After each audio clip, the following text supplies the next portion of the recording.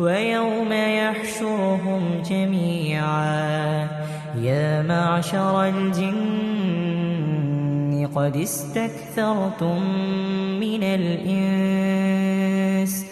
وقال أولياؤهم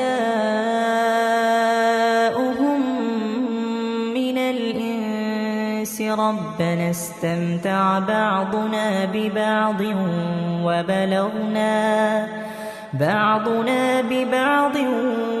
وبلغنا أجلنا الذي أجلت لنا قال النار مثواكم خالدين فيها إلا ما شاء الله إن ربك حكيم عليم.